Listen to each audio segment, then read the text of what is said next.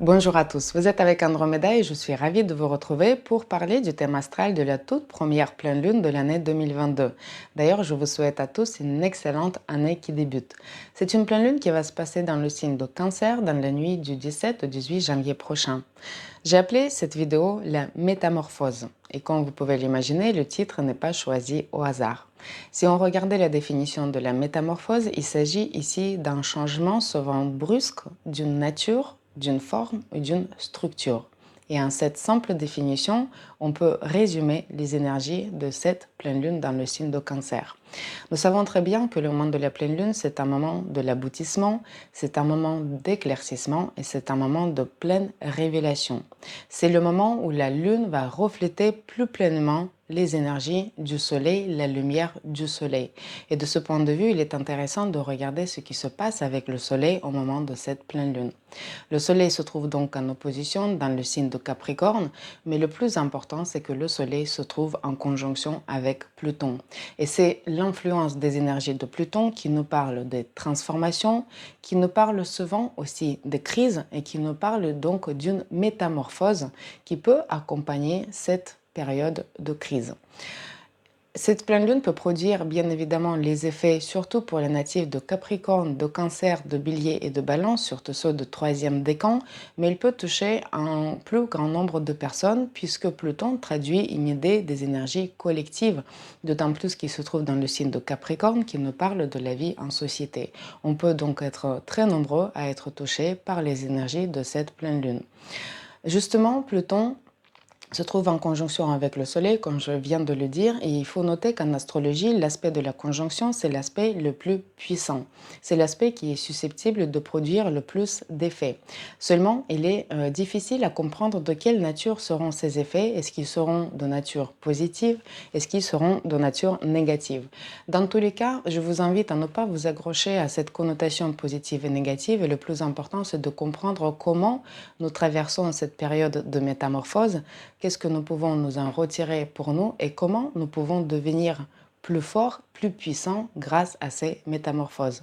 La force et la puissance, ce sont des vertus, des énergies de signe de Pluton et la force et la puissance qu'on puise à l'intérieur de notre être, de notre individualité et aussi de notre conscience. On peut donc parler tout à fait ici de renforcement de notre conscience après une certaine transformation.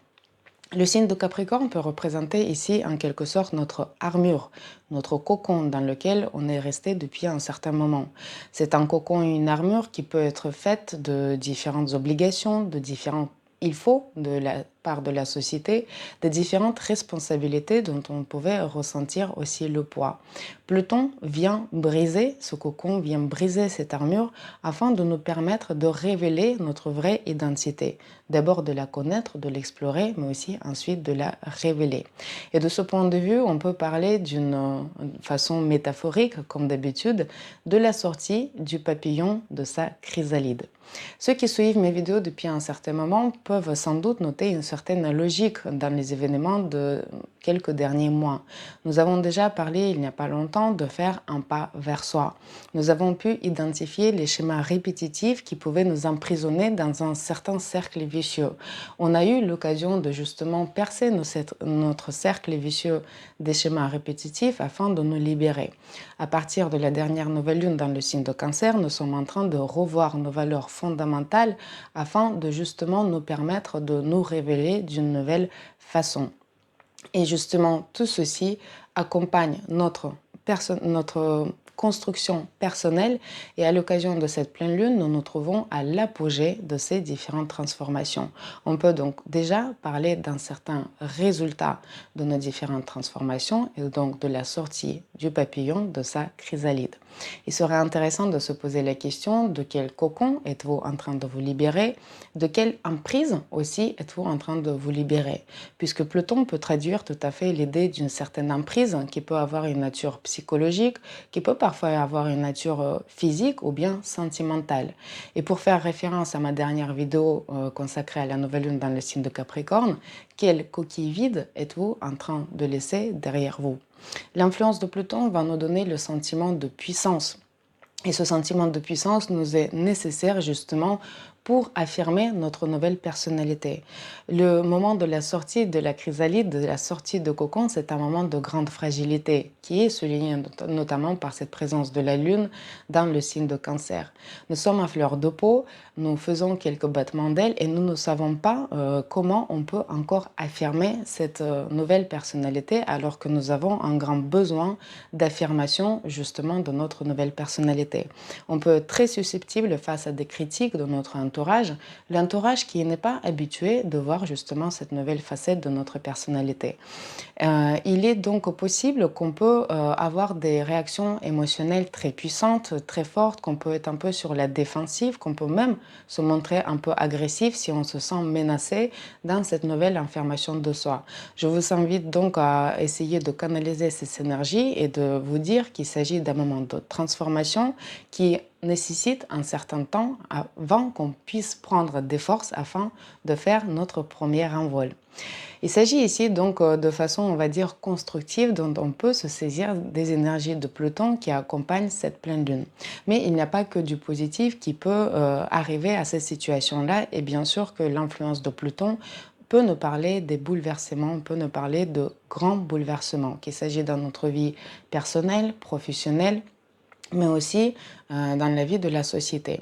Alors ces transformations elles peuvent toucher notre vie professionnelle et on peut parler ici des possibilités de mutation, de prise de position, de perte d'emploi ou encore de changement professionnel.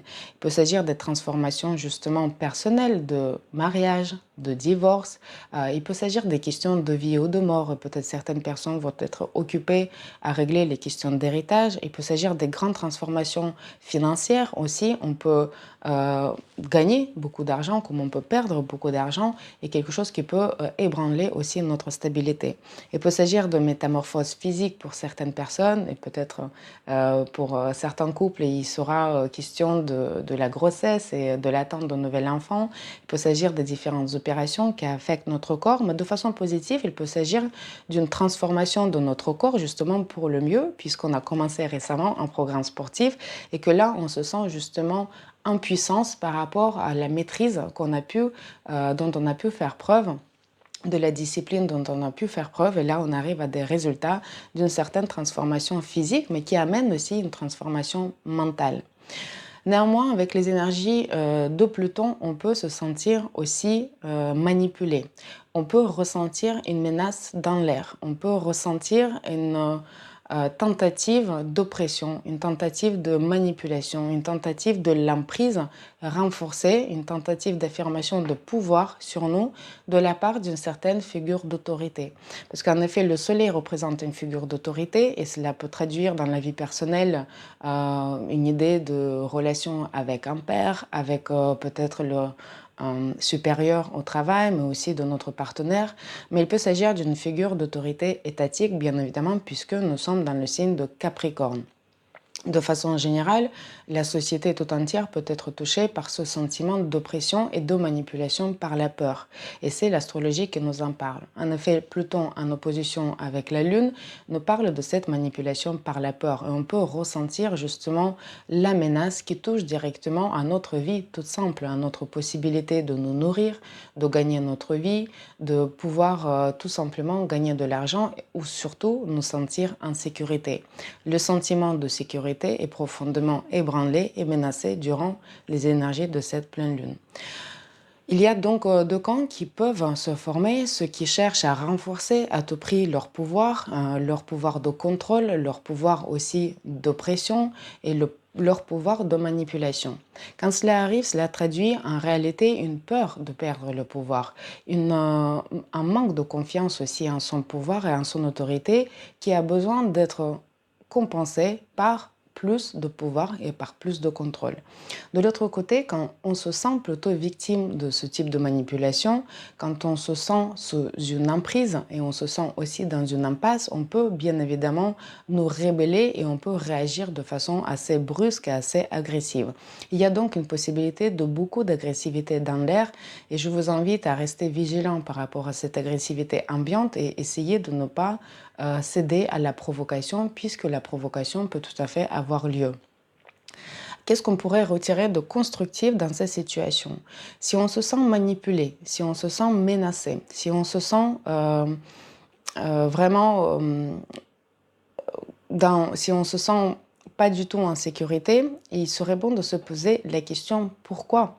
Pourquoi est-il possible de nous manipuler? Pourquoi est-on manipulable? Pourquoi a-t-on peur?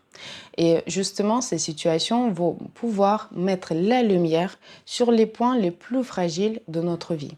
Vous savez, les énergies de Pluton vont toujours révéler les points les plus fragiles. Quand il y a par exemple une ficelle qui se tire, à un moment donné, elle devient plus fine et c'est là où elle peut casser.